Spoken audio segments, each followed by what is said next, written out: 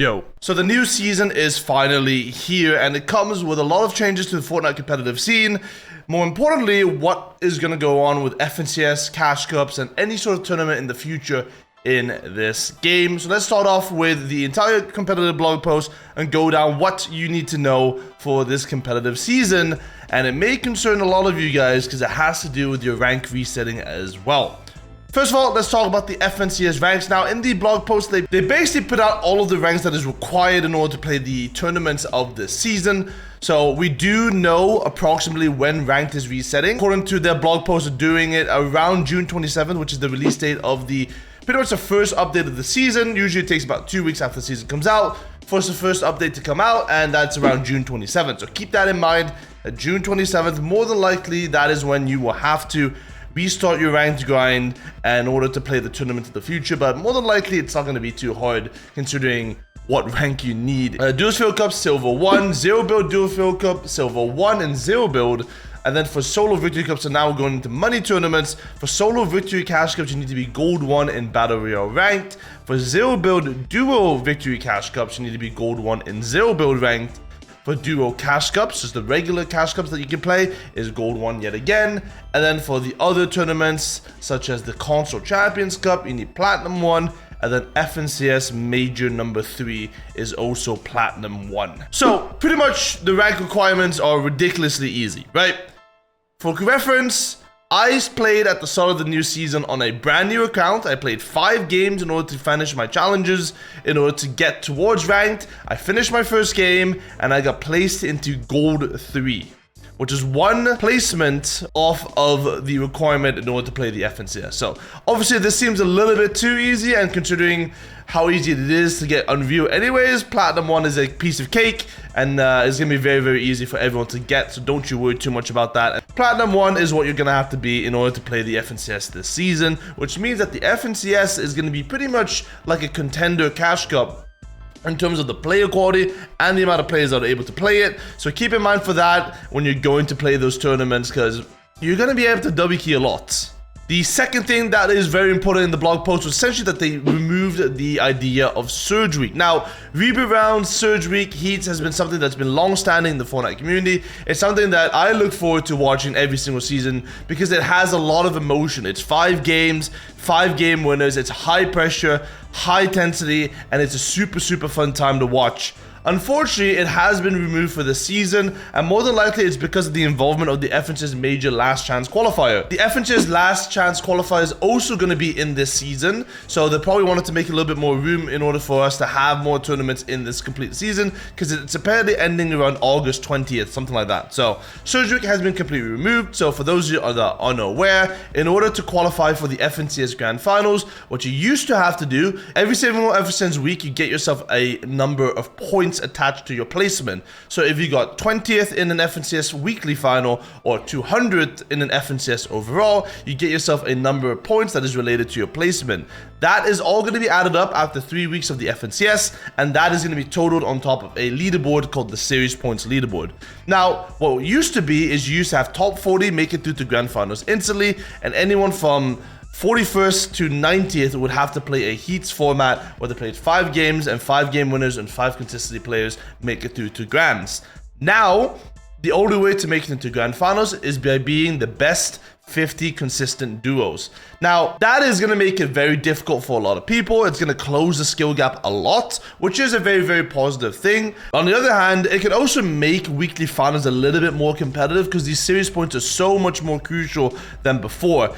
Having to make FNCS Grand Finals by getting top 50 is basically making every single final, so it's do or die for a lot of these players, and it might make the format of weekly finals a little bit more stacked, which is something we've been asking for a long time, considering how bad the weekly finals were last season. It was super, super unstacked, super, super slow. It wasn't really ideal for anything, so very much looking forward to seeing how this pans out, but I am going to be missing the Surge Week and the excitement and the hype and the clips on Twitter of people realizing they just made FNCS Grand Finals by winning 1 game of a tournament, which I know in hindsight doesn't sound the most competitive, but honestly sounds like a lot of fun to watch and probably was to play as well. The next thing that's super, super vital is the one you probably clicked on this video for, and it is that Clix is officially unbanned for the FNCS next season. Now, This one's a little bit spicy and I haven't seen too much negativity around it, but we do have to talk about it in the context of competitive here, and this is what ruling basically said. Players who receive a competitive ban of 14 days or longer will only be ineligible to participate in either the then current FNCS event,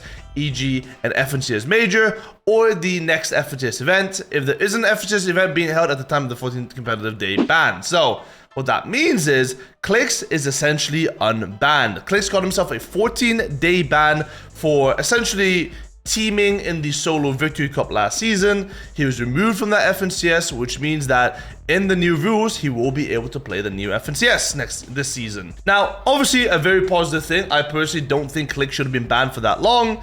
Did he deserve the ban? Yes, let's be honest, but he didn't deserve to lose an FNCS for 2 seasons in a row because of it. This does set a bit of a weird precedent because we've had a lot of players that are affected by this ruling and were affected by this ruling for such a long time.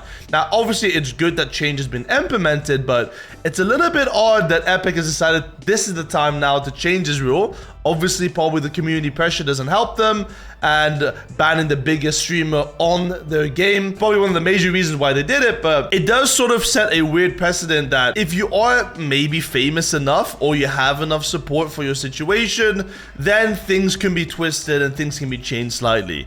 Obviously, Clix didn't deserve to be banned for 2 FNCSs, but it's a bit concerning that this was changed right after Clix got banned, because there were players like Volks, Pumpkin last season, especially who missed the Invitational, the biggest tournament of their season, because of an incident as well. So I feel like the better move here would have just reduced Clix's ban to 7 days, you know, when it came out for the first place, and then we wouldn't have this sort of weird situation happening. But I'm glad for him. I'm happy he's able to play it, and it's obviously a big dub for the entire Fortnite competitive community. The next thing I want to focus on is the competitive lootpool. Now, Epic also did bring out exactly what items and what format the competitive season will entail, and it goes like this. We have our basic Havoc shotguns without the mythic, so you can't hit 200 pumps anymore, Maven shotgun, drum shotguns, and then there's a mythic drum shotgun that you can get from the floating island flags.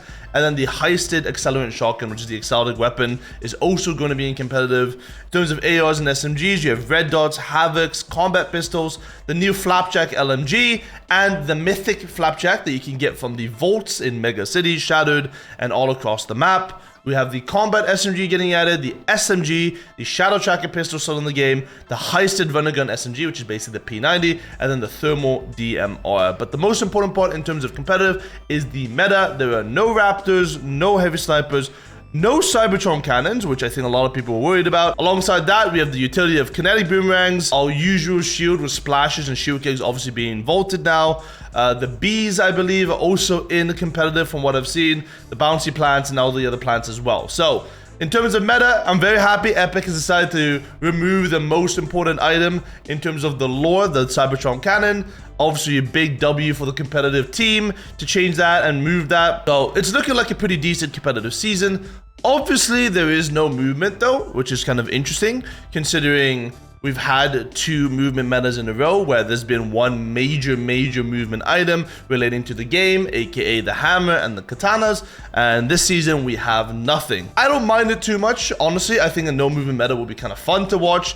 But the current situation with zones is a big issue, considering the zones are kind of hard to rotate if you don't have any sort of movement. I'm really hoping we do have some sort of movement in terms of cars. I think car meta would be really fun to watch again for mid-map rotates, but at the same time, server performance will be going downhill if that is the case. And maybe they did solve it, maybe they found a solution to that, but doesn't seem like it considering what happened at the Red Bull LAN, which I'll talk about in a second. Speaking of the mythic weapons, Epic has added up a very interesting new format for tournament, and oh boy are a lot of people not happy about this one. So in the blog post they said this: in chapter 4 season 3, we're introducing an all new way to earn tournament points for completing objectives throughout each match, in addition to earning points for final match placement and earned eliminations. Players will be able to score bonus points by completing the mid-match objectives in tournaments where these objectives are offered. So essentially all of these objectives will now give you points in most of the tournaments, aka opening a combat cache, opening a vault, and capturing a rift in POI, so the floating islands. Now, That's cool. It's a cool concept, and it's obviously been put in because Epic wants people to fight. Probably one of the reasons to combat server performance. But here comes the spicy part. Opening a combat cache gives you 3 points. Pretty decent. Opening a vault gives you 3 points. Okay. Capturing a rifting in POI gives you 15 points in total. 15 points for capturing a floating island. So you now get yourself the Flapjack Mythical LMG and 15 points for getting that flag, which is kind of ridiculous because in an FNCS format, that's 1/4 of a win essentially that you're getting for capturing that flag. Just like that, it takes 30 seconds, boom, 15 points. Feel like this is the best way to combat server performance, you know? At the end of the day, it's something that only a few teams will actually go for, and that's more than likely towards the end of the tournament when they're struggling. It's a bit of a weird mechanic that I don't really enjoy because it's a little bit too easy, it's a little bit too weird, and it doesn't really feel like the spirit of Fortnite competitive where you're trying to outlast your opponent. It's a battle royale, it's not a capture the flag game mode. So capturing a rift in POI for 15 points is a little bit ridiculous, and I guess we'll see how it plays out. But this is obviously, very obviously, a ploy from Epic in order to force people to fight for combat caches more, for vaults more, and for rift in POIs more, because let's be honest, they want people to fight more because the servers kind of suck right now. So we'll see how that develops as we go into actual tournaments, but from the initial reaction, doesn't seem to be that great and doesn't seem to be supported by the majority of competitive players. Last but not least, we just had the Red Bull LAN yesterday, which was, to be honest, a bit spicy, and if you didn't catch the action, well, basically, here's what you need to know. Epic has removed Arena from Fortnite competitive. Well, Fortnite Arena used to be 1-to-1 with Fortnite tournaments. What you played in Arena was what you would have in the FNCS. Now that they removed Arena, we have Ranked, which is basically glorified pubs. And essentially, with that means that the lack of third-party tournament support has been put into place. There's no way for any of us, including custom hosts, people that host scrims, people that host big money tournaments, to host a tournament that is relatable to an actual FNCS-esque meta. And that's what showed in this Red Bull LAN, is that when you host a stat tournament in pubs, the servers don't really like it. Things explode, people were lagging, it was unplayable, they had packet loss, they couldn't move. I'll show you a few clips on Twitter because it's honestly just ridiculous, and it's the funniest thing I've ever watched in a tournament in a very long time. It was wildly entertaining, but it's not the sort of thing that we want in a competitive scene, and I really hope Epic can reconsider or give certain people in the community or tournament hosts the ability to host tournaments in-game, because, you know what? He said sideways on his, like this. As far as sideways on his desk for some reason. It's kind of weird. In game number 2, literally 4 players just stacked up inside of there. Now, taking a look at Sneezy. It is a standoff on either end of these toys. A little bit out of there. Let's be honest, Red Bull put in £100,000 of money into a prize pool. They even put even more money into flying out all the players from all around the world, putting them up into hotels, giving them food, transportation, everything. They probably spent $300,000 on this entire tournament just for it to get ruined by Epic's incompetency to work together with people in this community. They just basically ignored them, you know? And I know for a fact Red Bull was in contact with Epic at some point, but this was the result. Nothing happened. They didn't help them at all, it seems like, because the servers were ridiculous, and usually you can host tournaments in-game, but for some reason that wasn't offered either. So it's very disappointing, and I think it's very harmful for the entire competitive scene, because if this big sponsor, one of the biggest brands in the world, Red Bull, is hosting a tournament in our game, and it goes to poop, honestly, it's just embarrassing, and I'm absolutely ashamed to have been a part of that, no matter how entertaining it was. The tournament itself was great, but Epic needs to do better, because this is just unacceptable, and it's going to kill the third-party scene if they don't do something about it. Something that a lot of people rely on, a lot of people want to do. Sponsors want to host tournaments in Fortnite, but Epic just doesn't want to work with them together. So, very disappointing, and I hope we can come to a middle ground and change it in the future. Thank you guys so much for watching. If you enjoyed, make sure you subscribe as well. I'll see you guys on the next one.